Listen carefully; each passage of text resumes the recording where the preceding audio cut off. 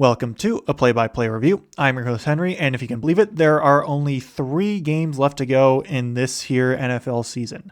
We have the 2 conference championship games coming up on Sunday the 25th, and then I believe 2 weeks after that, on the 8th of February, is the Super Bowl. Of course, Super Bowl 60, if you can believe it. But before that, we obviously have to go over the 4 divisional round matchups that occurred this past weekend. And as I said in my episode last week on the wild card, these games could have gone any way. I was not very certain on who was going to win basically all of them. I think the 49ers and Seahawks game was the one I was most confident in picking a winner for, and the winner that I did think of was going to win did in fact win. In my personal predictions that I've been doing with my brothers as we've been watching this whole season, really, I went 2-2 this week, or for this round, I guess that works. Round of playoff games. And yeah, I think I was okay with that. There were some outcomes that I was a bit more surprised on what occurred than others. I was more surprised at how generally poor the quarterback play was this week. There was honestly no one outside of maybe 1 or 2, but even then they didn't play great.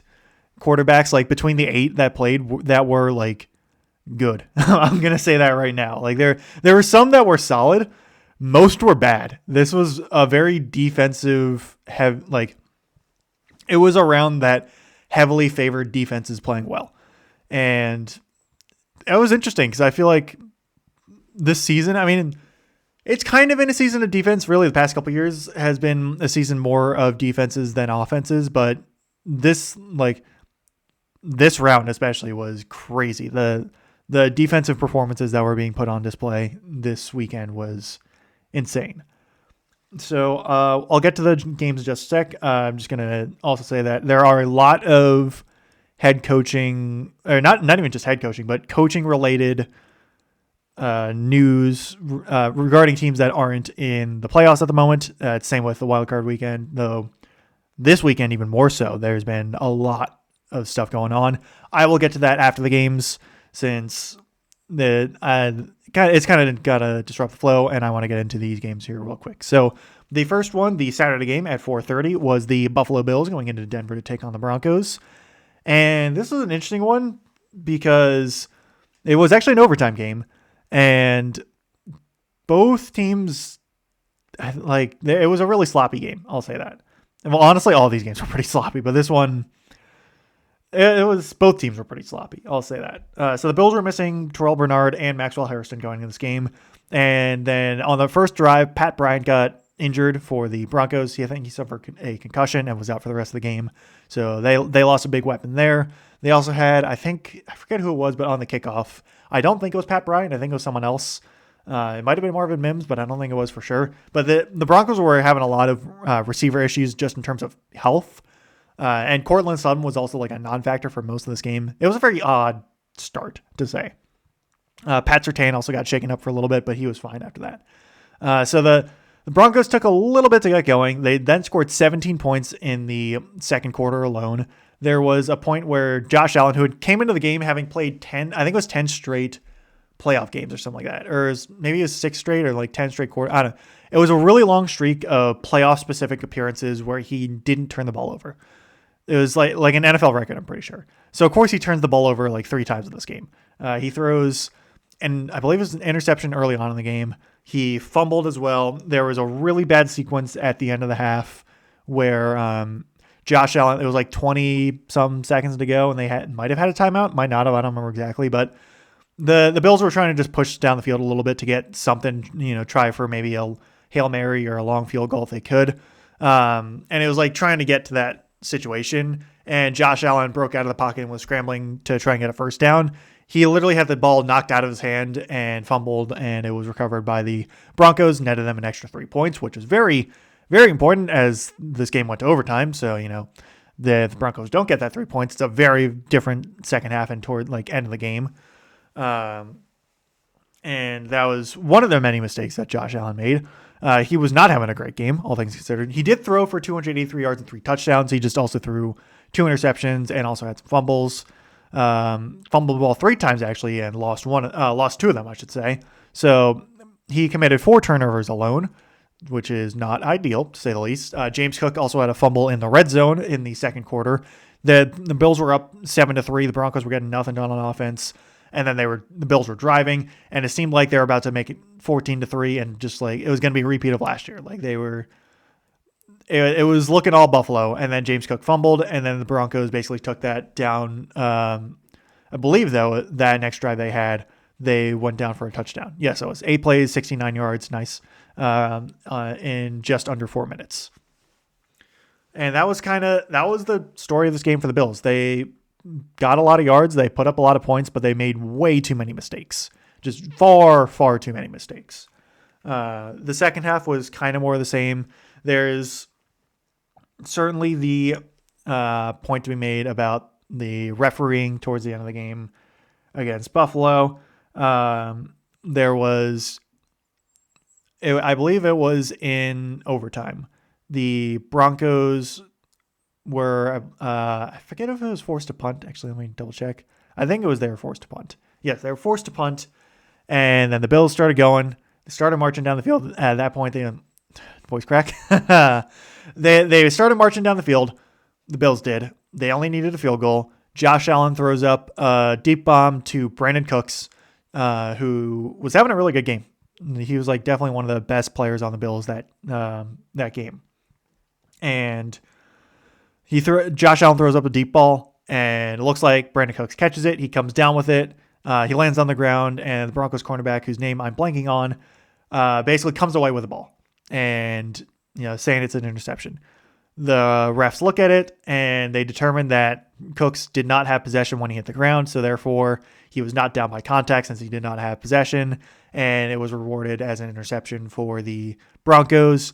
Very controversial play. A lot of people are saying it wasn't a catch. Other people were saying it was a catch. I think from what I've seen, a lot of people who have actually played football are saying it was not a catch and that the ruling was correct. How you determine it is up to you, but in the end, it was the second interception Josh Allen threw. That one was less really on him and more just like an insane play made by the Broncos cornerback, and also just unfortunate circumstances there. But in the end, the Broncos were able to march down the field. They got 2 separate pass interference calls that were, one of them was kind of ticky-tacky a little bit. The other one on Tre'Davious White, the hero of last week's game against Jacksonville. This week, there was one that basically set the Broncos up in the red zone. That one was pretty obviously pass interference. It was one of those like throwing it up, underthrown balls, which I hate that those are like by the letter pass interference, but this one was like by the letter of the law, pretty obvious. Tre'Davious White was basically running into the Broncos receiver, who I'm forgetting who exactly it was. And Tre'Davious White didn't have his head turned. It was like about as obvious as it can get for a pass interference penalty, which set the Broncos up for a game-winning field goal. The Broncos would win 33-30 in a game that is certainly going to be living in infamy for a number of reasons, largely in the circles of Buffalo, but also for Denver, because apparently Broncos fans cannot have anything good in this world as of late, as even with this magical season and everything going on. Bo Nix, unfortunately, has broken his ankle or fractured his ankle, and he's going to be out for, don't know for how long in terms of actual time, but he's not going to be playing in the conference championship. And then if they make it, he will not be playing in the Super Bowl as well, since he is done for the season with injury. And that news came out almost immediately after. It was just terrible. I feel very bad for Broncos fans, since Bo Nix is having a solid season, and the Broncos overall were having a really good season, and they're going to the conference title, and now they have to start Jarrett Stidham instead of Bo Nix. So as much as I don't think Bo Nix was having he was having a solid but not great season, I never wished injury on him, and I'm very sad to see that he is out for the conference championship and potentially Super Bowl if the Broncos make it. Just awful situation all around. So Jarrett Stidham will be taking the reins, as I just said. Kind of no pun intended with the Broncos, since they're horses and all that. But yeah, the just unfortunate situation all around. All the Uma Musume fans who become Broncos fans are falling to their knees in Walmart.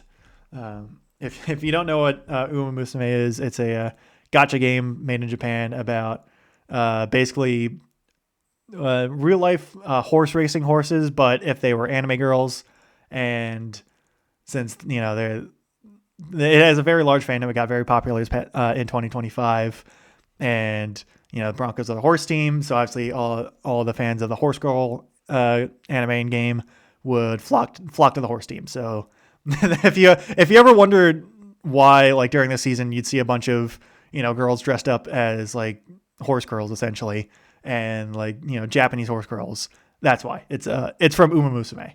I've not played the game. I've heard it's very good, very popular, but I've not played it. My gotcha game library is full with Azure Lane and Nikkei. But anyway, one other big piece of news that has come out of this is that the Bills have fired Sean McDermott, their head coach, who had been coaching the team since 2017. He was the one to break the playoff drought that they had for like 20 plus years when they snuck into a wild card back in 2017 with Tyrod Taylor, where they lost, I think, 10-3 to Jacksonville in just a really bad game overall. But yeah, Sean McDermott is out. It was kind of looking to be the writing on the wall, since he could get him to the playoffs, but for some reason or another, they just couldn't seal the deal. And this was seeming to be one of their better shots. And yeah, surprisingly, no, the Bills are keeping their general manager, Brandon Beane. I have no idea why, because quite frankly, he has been terrible at his job. And I think the year since they've drafted Josh Allen, the Bills have had 46 picks. I forget if this is including the 2018 draft or not, like after the first round. But in those 46 picks, this is a stat I saw, by the way, Brandon Beane has drafted a total of 2 Pro Bowlers. I think one of them is James Cook. I want to say the other is Deion Dawkins. I don't know for sure, but that's what I'm going to guess. Since if you remember, Tre'Davious White, who's also been like the one other really good team player that Buffalo's drafted, was actually a Sean McDermott pick back in his rookie year. He was the first ever pick the Bills picked under his regime in the first round in 2017. And yeah, so Brandon Beane is actually getting promoted to president of football operations for the Bills. So he's basically has total control of football operations. So Buffalo might start to get a little worse, than it will be getting better, but we'll see. Don't know like if Beane's going to like be taking a step back from the drafting process. It's to be determined there, but either way, Sean McDermott is out. Probably a pretty highly rated defensive coordinator candidate. He was former Carolina Panthers defensive coordinator back when those really good Panthers teams with Luke Kuechly and Thomas Davis. So we'll see if McDermott does decide to keep coaching in going into next season, or if he decides to take a break. If he does keep coaching, I don't know if he'll take a head coaching job or go back to being a defensive coordinator, but either way, probably a pretty popular name in the coaching search there. So that's the one bit of coaching news I want to cover during these recaps, or during the game recaps, just because it relates directly to the Bills. Anyways, after that, we'll go to the Saturday night game, the San Francisco 49ers going into Seattle to take on the Seahawks. And from the opening kickoff, the Seahawks, with Rashid Shaheed, scored a touchdown on it, on a really nice run back, avoided an Eddie Pinheiro trip attempt, and the Seahawks stadium went absolutely ballistic. And literally from there, the Seahawks never gave up a lead. The Seahawks would win 41-6 in a game where the injuries for the 49ers finally caught up to them in every way. They also suffered more injuries. Jake Tunges, who was replacing George Kittle, also got injured in this game. Christian McCaffrey also suffered a stinger to his shoulder, so he was kind of banged up in this game. It was just, it was the end of the road for the 49ers. They ran out of gas completely. The Seahawks are probably the favorite for the Super Bowl right now. They are looking incredibly good, and they just completely dominated the 49ers on every level. Their offense was really good. Their defense was really good. Their special teams was really good. This is a game that I can recap very quickly.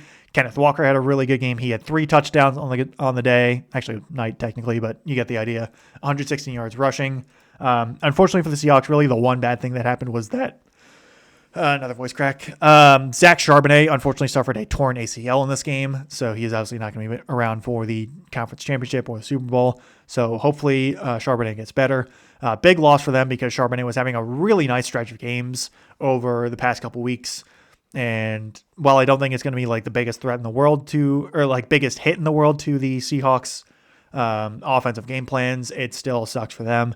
And once again, injuries always suck. And yeah, like literally other than that, everything went well for the Seahawks. And for the 49ers, it's just end of the road. Brock Purdy didn't have a good game. Literally no one on the 49ers had a good game. This was just bad all around. They completely ran a gas and were basically giving up by the end of the third quarter. It was not good. Like they couldn't hold on to the ball. They couldn't defend. They couldn't attack. It was not good all around. I actually forgot there's one other bit of coaching news to come out of this game specifically, or relating to coaches of the 49ers. Do I want to say it now? Hey, I'll say it now. Why not? I don't need to say this to the end. So 49ers defense coordinator Robert Saleh, who was their defensive coordinator back for a couple years for like 2018, I want to say is when he started out, through 2021. It might have been 2020. I don't. Anyway, not super important. He was the 49ers defensive coordinator before going to the Jets for a couple of years. I think it was 2021 was when he started out. Then got fired in 2024. A couple of games in, came back to the 49ers this year to resume his role as defensive coordinator. He is now going back into the role of head coach now for the Tennessee Titans. Titans have hired him to replace Brian Callahan, which is an immediate upgrade because Robert Saleh is a much better coach. Well, I know some people aren't super high on it from what I've seen online. I feel like the reaction's been like mixed to positive. I'm very happy with it, or not happy because I'm not a fan, or like I'm not a Titans fan. I have nothing against them. They're not my team, but I think this is a good hire for them. I like this hire a lot. I just think Saleh is a good coach, and while there are a lot of holes to fill in this Titans roster, the one thing that I don't think they have to fill, definitely for the moment, is Cam Ward. And that was the one thing that completely eluded Saleh during his tenure in New York, was a competent quarterback. Since obviously he had Zach Wilson, and that did not go well. And then he had Aaron Rodgers, who got injured 4 plays into the 2023 season. And then all the drama that happened in 2024. So, you give Saleh a team that doesn't have quarterback dysfunction. Hopefully Cam Ward is good for the remainder of his career. This could be interesting. I'll be very interested to watch how the Titans evolve as a team with Robert Saleh as their head coach.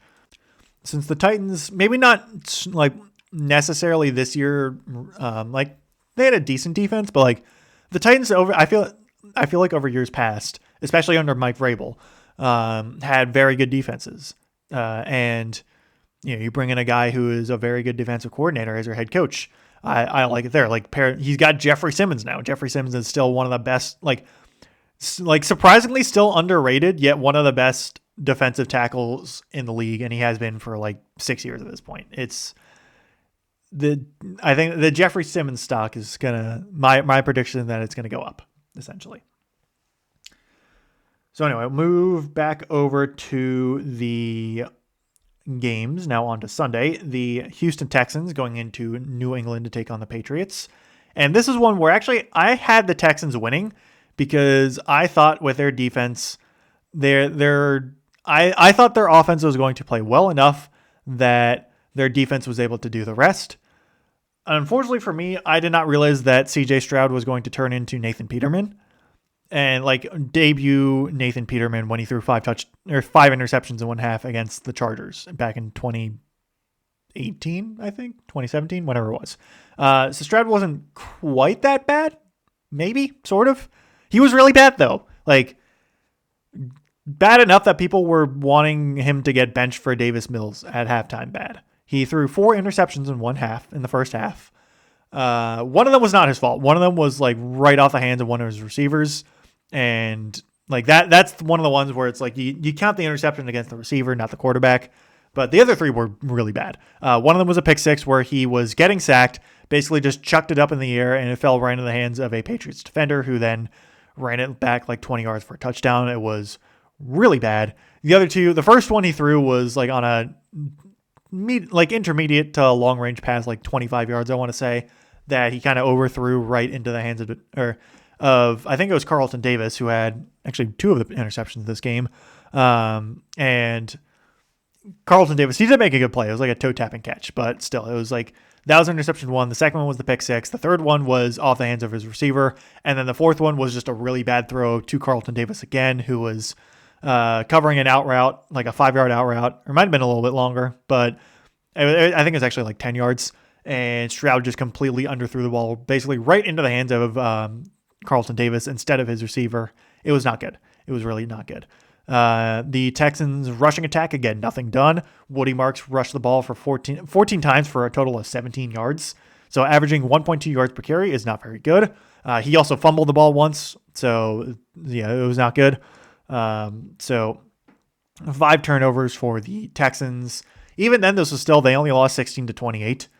Since the Patriots offense had its moments, but it was one that their stats, I think, got inflated a little bit by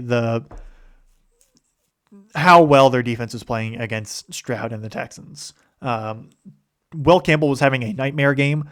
He was getting bullied by both Danielle Hunter and Will Anderson. Will Anderson was having the game of his life. He was insane this game. Honestly, the Texans defense as a whole was having a really solid game. Like, maybe not quite to the standard I think they've set before, since they were definitely giving up some touchdowns here and there, like some plays where you don't usually see them give up. Like the first touchdown the Patriots scored was on a 4th and 1. They gave up like a 28-yard touchdown pass on it right over the middle. That was very un-Texan-like. But other than that, like there's really one touchdown that was just an insane play made by Kayshon Boutte. Kayshon Boutte had a pretty nice game this game, not gonna lie. And like by the second half, the Texans defense was just starting to give up. It was embarrassing. Now I'm not going to blame everything on C.J. Stroud. Obviously, his offensive line not having a very good season or game. He also did not have Nico Collins coming into this game due to Nico suffering a concussion in the wild card round. I forgot to mention that last week. He also lost Dalton Schultz during this game, and then the backup tight end Cade Stover also suffered an injury. It was not good. It was not good overall. Nothing really was going well for the Texans on the offensive side, and it was the reason why they lost. And there's going to be some tough questions being answered in this offseason, or tough questions that have to be asked in this offseason for the Texans. Of the big one is CJ Stroud the guy? And it's unfortunate because people were thinking that year 2 was kind of a fluke and that, he would get back to be his rookie season, and then he just didn't really do that this season. And it's just kind of gone from bad to worse. And like, you can certainly blame it on the offensive line and, sometimes the lack of skill position players, but it comes to a point where, the quarterback just is not playing well, and like he's making some bad decisions. And I like CJ Stroud, and I want him to be more like his rookie season form, but like it's getting to fluke territory. I don't like using that word, but it's getting there. I don't think it's there yet, but we're getting into worrisome territory here, and you got to see some kind of development from Stroud in year 4, which is not something you really want to be saying. I saw like one tweet on this, like one post on X, Twitter, on Twitter, and it was like it was just someone saying, I would never wish on my worst enemy a franchise quarterback that is no longer, like, when you think you have a franchise quarterback but you actually don't. It was something along those lines where it's like you think you have a franchise quarterback after 1 year, but then it turns out you actually might not. And that's like a punishment I wouldn't wish on my worst enemy. I would wish that on the Eagles. I would certainly wish that on the Eagles, and they're kind of going through that at the moment. Since I'm a hater, I am a certified Eagles hater. Same with the Cowboys and the Giants. I would certainly wish that on those 3 teams, but that is just me as a Commanders fan. But yeah, no, I feel bad for the Texans fans of having to deal with the Stroud question, but hopefully it gets answered in a positive light. If not, it could be a little dangerous. Or not dangerous, unsettling. That's not a good word for it. I'm making it sound like really, really bad. No, it's like it just might not be good for the Texans if Stroud is not the guy. It will definitely not be good. For the Patriots, though, this is an ugly win, a very ugly win. They're lucky that they were playing a quarterback who had a solid 28 passer rating and a 21 QBR. It was like just really bad. Drake May had a fumbling issue this game. He fumbled the ball, I think, 4 times. That's what it was, and lost 2 of them. It was he was getting sacked a lot. Again, Will Anderson was having a really bad game. He was getting bullied by his fellow Will and Will. Wait, hang on. Is Will Henderson, right? Because Will Anderson is the Will Campbell. Sorry, that's who it is. Will Campbell was having a really bad game. Will Anderson was having a really good game against Will Campbell. Will Campbell was having a really rough go of things against this Houston pass rush. Really, the whole Patriots offense was having not the best day, essentially. So the Patriots, there's certainly still a lot of questions to be asked because they have not played clean ball in either of the 2 games they've played so far against both the Texans and the Chargers. They're now going up against the Jarrett Stidham-led Broncos, so there's certainly a good shot that they win that game and go to the Super Bowl. But I'm going to say this right now. I'm a Patriots fan, but I am not certain, not 100% certain whatsoever that they can beat the Broncos. I think they are going to. My prediction is that they're going to beat the Broncos, but I think it's going to be a much closer game that some people will be expecting for a team playing, one team having an MVP candidate at quarterback, the other starting Jarrett Stidham in his 4th career start. So it should be interesting there. I think that game is going to be a lot closer than everyone, or at least a lot of people, might be thinking at first. And so now we move on to the final game of the divisional round. The Los Angeles Rams going into Chicago to take on the Bears in a very, very cold game. A bit of snow as well. There was also a bit of snow flurries in the Patriots-Texans game as well. This game was it felt like it was starting to become a snow game, and then it just kind of stopped after a little bit. But it was still, apparently it was in the single digits in terms of how it felt there. It was very cold, essentially. To start out, both teams were kind of airing it out in the passing game. The Rams scored a touchdown on their first drive, I believe. All of the Bears, the Bears threw an interception. That's what it was. They were in the red zone, I believe. And Caleb Williams, kind of like last week against the Packers, he basically threw an arm punt late, and the interception actually cost the Rams 15, 20 yards. But then after that, the Rams marched down the field and scored a touchdown. Then the Bears marched down the field again, scored a touchdown. So it was it looked to start that it was going to be an offensive showdown. And then after that, both offenses just completely shut down. The defenses were having a much better time. Credit the Bears defense. They had a really good game this game. And in terms of defending the pass, I should specify. The Bears secondary was having a really solid game, all things considered. Jaquan Brisker, Kyler Gordon, even CJ Gardner-Johnson, they were all showing up and making plays. Kevin Byard as well. But for the Bears, though, the one thing they lacked in this game that they've had all season was forcing turnovers. They did not force a single turnover in this game. Matthew Stafford did not throw a single interception. He did fumble the ball twice on sacks, though he did. They were both recovered by the Rams, and that was kind of one of the things that helped decide this game in favor of the Rams, as they would win in overtime, 20-17. And the others were that, it was typical Bears, literally the same exact script for the Bears. They would struggle on offense early for varying reasons. Obviously they had the touchdown in the second quarter, but other than that, it was they would just falter in the red zone or just shut down completely at times. And they would go silent for 50 minutes of game time. And then of course they show up late in the game as their defense kept them in the game.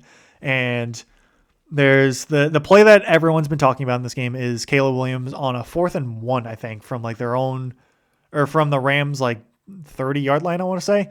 It was in the red zone. I think it was actually 18 yards. It's just that Caleb immediately got under pressure. He was getting pressured by 3 Rams defenders and drifted back to the 30-yard line and just chucked a pass up towards the end zone. And Cole Kmet was basically just standing alone and caught the touchdown to wind up tying it. There was Actually, was it Cole Kmet? It was. Yeah, it was Cole Kmet. That's who it was. He was being guarded by Kyler Gordon. Or not Kyler Gordon. Was it Kyler Gordon? It was Kobe Turner. That's who it was. Kyler Gordon is on the Bears. That's who I'm thinking of. But yeah, no. Kobe Turner was guarding. Or wait, is it? That can't be it. Who? Oh, Kobe Durant. It's the other Kobe. And I got there eventually. But yeah, Kobe Durant. That's who it was.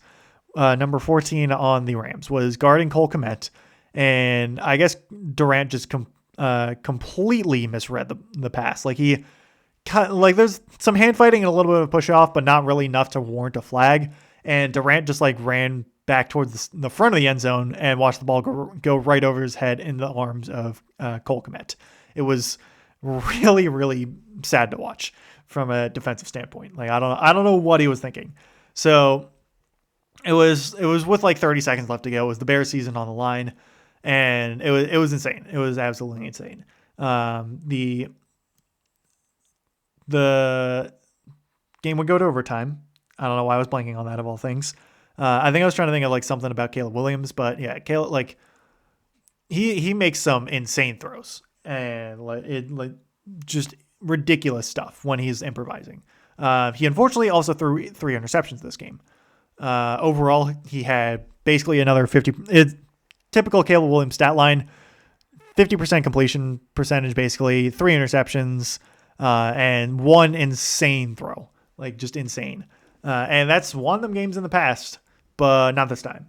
The Rams would actually get the ball first. They would basically go 3 and out. They got nothing done, and punted it to the Bears. The Bears started marching. Looked like they were going to secure the win. They were past midfield at that point and needed only a little bit more to get to field goal range. And Caleb threw up a pass to DJ Moore, which was intercepted by Cam Curl. It was one where, depending on who you ask, it was Caleb Williams' fault or DJ Moore's fault. It was certainly DJ Moore had a lot to play in this interception. He was running a route where he basically just jogged halfway through, and Caleb Williams was throwing to where he thought DJ Moore was supposed to be. Instead, DJ Moore was about 5 yards behind where he was supposed to be, and Curl made a pretty nice athletic play to dive and catch the interception. But it's one where it's frustrating because you can certainly blame DJ Moore, and I'm going to blame him a little bit, but you can also blame Caleb Williams a little bit as well for throwing the ball because he had a completely clean pocket.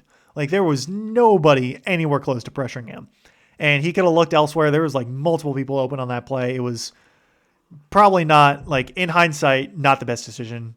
And, it's one where like you can certainly say he's throwing with anticipation and throwing where he expects DJ Moore to be, but like you can see where DJ Moore is at the moment and you can see he's not going to be there.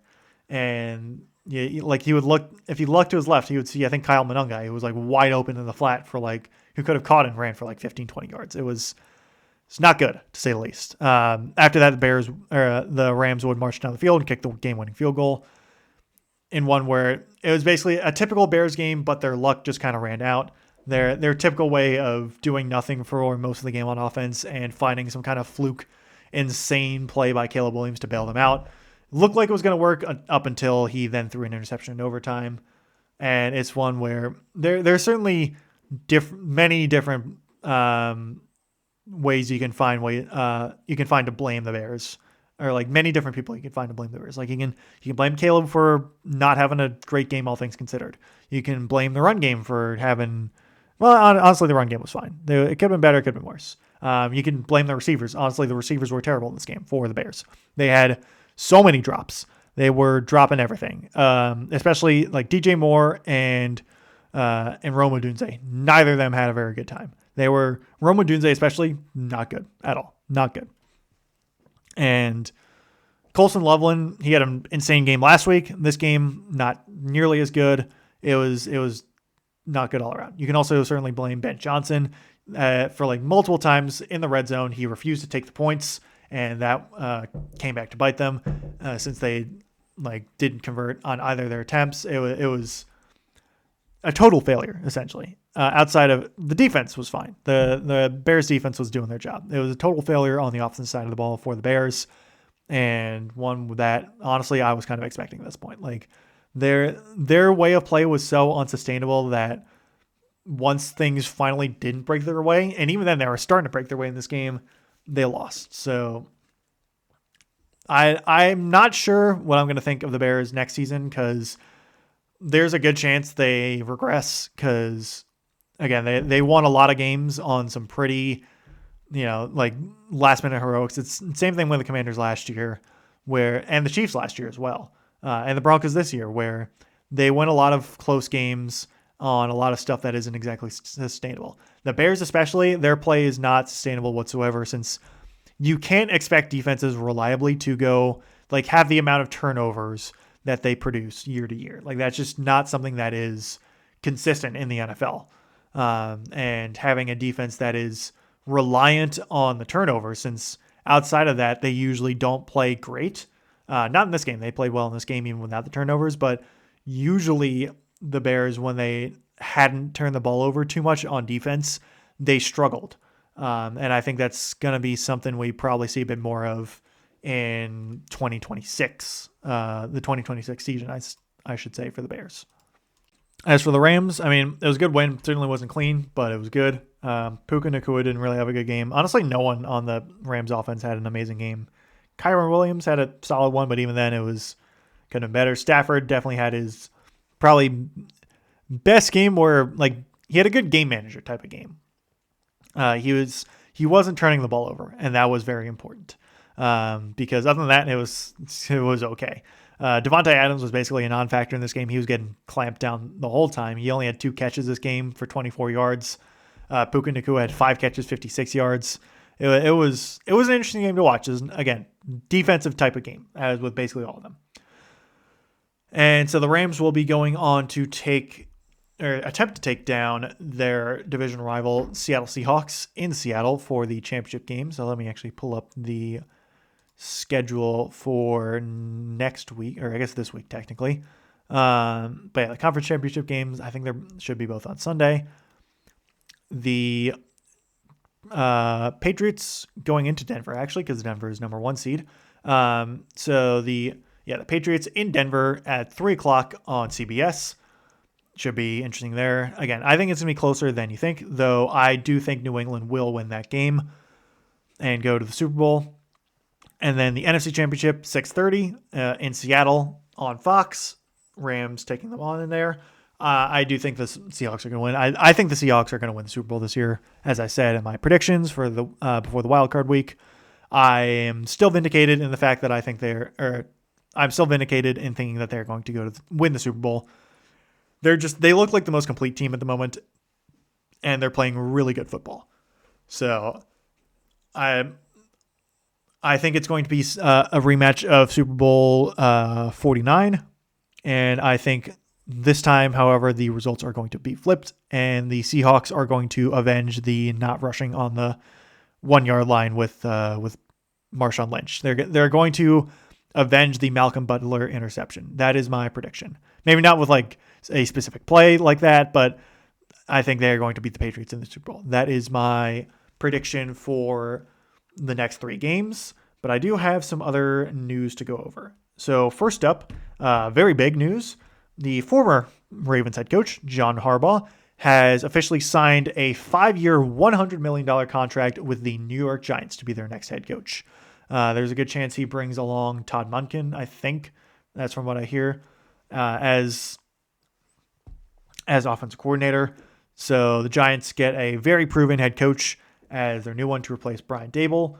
I'm not ready to quite crown the Giants as like, your NFC East champs or anything like that, or like say they're going to really turn things around, because Harbaugh had a lot of struggles over the past couple of years as a head coach. Like there were a lot of moments where from Ravens fans I know, they were very confused as to what he was doing. But I think this is definitely an upgrade over what they currently have, though why the Giants have kept Joe Shane, I am not really sure, because outside of the 2025 draft, which definitely had some upside, he has not had a very good drafting record, with Malik Nabers being the one big exception.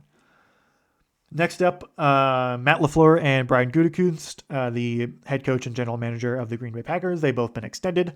So while there certainly were some calls to fire Matt LaFleur after the choke against the Bears last week, he is instead being extended, which I'm not super surprised about because LaFleur has brought a lot of success to the Green Bay area and the Green Bay team over his tenure as head coach since 2019, I think is when he started. So yeah, and Gutekunst, I don't know. I haven't paid too much attention to the Packers drafting record under him, but I don't know how Packers fans feel about him. So we'll see there. Next up, another head coaching hire: the Atlanta Falcons hiring former Cleveland Browns head coach Kevin Stefanski. And once again, I like this move. I think he might not be going to a place with the best quarterback situation in the world, but even with old Kirk Cousins and Michael Penix with no ACLs, I think it's a better quarterback room than what the Browns had, if I'm being honest. But I like that hire. I think there's a good chance from what I've seen that he's retaining Jeff Ulbrich as defensive coordinator. So we'll see there.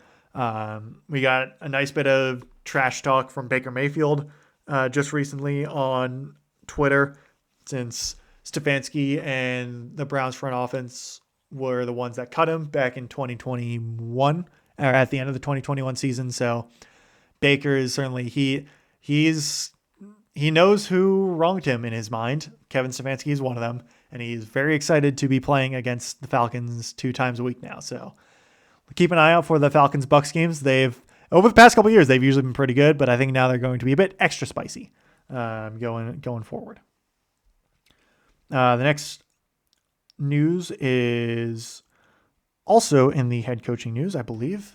I'm 99% sure this guy was hired as head coach, but the Miami Dolphins hired former Packers defensive coordinator, now former defensive coordinator, as he no longer works for the Packers, but Jeff Hafley as their new head coach. Yes, he is head coach. I just didn't write that down for some reason, but yeah. Jeff Hafley, former Packers defensive coordinator for the past 2 years, is now the head coach of the Miami Dolphins. Also former head coach of Boston College back 2020 to 2023. So yeah, another head coaching role filled there. I think Dolphins fans are fairly happy about this. I honestly don't know too much about Hafley. I think he was a pretty hot coaching commodity on the market. So the Dolphins get their man there. They go from an offensive-minded head coach in Mike McDaniel to a defensive-minded head coach in Jeff Hafley. So we'll see how that goes for them. Then speaking of NFC North teams, the Detroit Lions have hired former Arizona Cardinals offensive coordinator Drew Petzing as their own offensive coordinator. And unfortunately for the Lions, from what I've seen online, nobody likes this move. To be fair, this guy was an offensive coordinator in Arizona. It's not like they had this shining example of a good offense. So I can certainly see that there. Not quite sure why the Lions decided to hire Petzing, but I don't know. We'll see. He can prove everyone wrong. He's obviously going into a very good situation in Detroit in terms of offense. So we'll see. But yeah, the Lions hiring Drew Petzing. From what I've seen, not a lot of people like that hire at the moment. Then next up, there's a good chance we see Eric Bieniemy return to the NFL as the offensive coordinator of the Kansas City Chiefs. Bieniemy was working at UCLA as, I think, their head coach, but I actually don't remember for sure. Bieniemy was former Chiefs offensive coordinator for the 2020s. Really after Matt Nagy left, I think in 2018 to go coach the Bears, Bieniemy took over offensive coordinator duties, though everyone knows that Andy Reid, or mostly everyone knows that Andy Reid has been the one calling plays rather than the offensive coordinator. So I think that was part of the reason why Bieniemy left in 2023. There was a couple of years during the coaching cycle where everyone, a lot of people in the media were asking, why is nobody interviewing Eric Bieniemy? Why is nobody giving him a chance to become their head coach? Because he's part of the reason why this Mahomes offense is, winning all these Super Bowls and all that. And then we see him in 1 year in Washington. And, I got a front row seat to the Eric Bieniemy show in 2023. And it was awful, genuinely terrible. Bieniemy was outside of being like a very confrontational and abrasive person who did not who basically ran the team, literally ran the team more so than Ron Rivera and ran it into the ground. The Commanders were 3-14 after the end of that season. He could not, Bieniemy could not coach for the life of him. He ignored the run game completely. He never bothered to open up the run. He was just pass play all the time. He was having Sam Howell throw the ball 50 times a game. It was insane. And it's part of the reason why he was getting sacked 60 times this season. It was ridiculous. He also just was terrible at actually drawing up routes. It felt like half the time he was just drawing up a play where two wide receivers for Washington would wind up in the same exact spot. It was bad. It was really bad. So, he could do better in Kansas City because he seemed to do all right there, but I don't think Chiefs fans should be all that happy about this because he was not good the last time he was in the NFL. I'm just going to say that right now. He was not very good. And then next up, in my notes, I had Titans hiring Robert Saleh, and I already went over that. So the last of the news is the not actually head coach, concerns the former head coach of the Miami Dolphins, Mike McDaniel. This news is actually very recent compared to when I'm recording this. He is not taking a head coaching role at the moment. He's instead going into Los Angeles, specifically the Chargers, and becoming their new offense coordinator. And I think this is an amazing hire, slam dunk hire. Instant upgrade over the recently fired Greg Roman. And, pair him with Justin Herbert, with Omarion Hampton, with an offensive line that is going to hopefully be healthy again. We might actually see Lad McConkey do things again. It'll be great. I think this is an awesome hire for the Chargers. And once again, look out for them in the playoffs. Hopefully they'll actually win a playoff game this time with Justin Herbert. But yeah, that's a hire I really like. I think it's going to be, I'd be shocked if it doesn't work out, essentially. That will, however, do it for this week's recap of the NFL. Obviously, these episodes are going to be a lot shorter than the regular season recaps because there are just less games to go over. But I think I padded this out a little bit. Not that I'm trying to reach time or anything like that, but I gave this a good little bit of a extra spice, you could say, with all the coaching news and the games that I can watch every time. I'm not just watching Red Zone. I'm able to watch all 4 of these games as they're happening because they're all on live TV. But yeah, that'll do it. I'm not quite sure what I'm going to be doing Saturday for a video, or not video, an episode, podcast episode. I'll try and think of something. I feel like I've had an idea floating in my mind, and then it goes away, and then it comes back. So I'll try and get something out. If not, for whatever reason, you will obviously get next Tuesday the conference championships and probably more coaching news.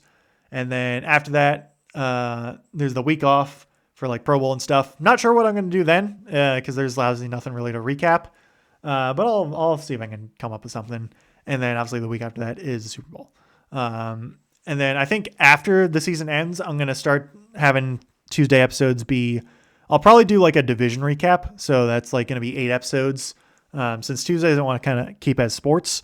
And then after those are done and, when baseball season starts up, I'll probably shift into recapping baseball to the best of my abilities. I might also try and either record an episode or stream on YouTube a play-by-play commentary of baseball games. I have it in my mind that I want to try and do every Friday night when the Orioles play. I'll stream, commentate, or do whatever. Play-by-play those games. I definitely want to try and do one for opening day.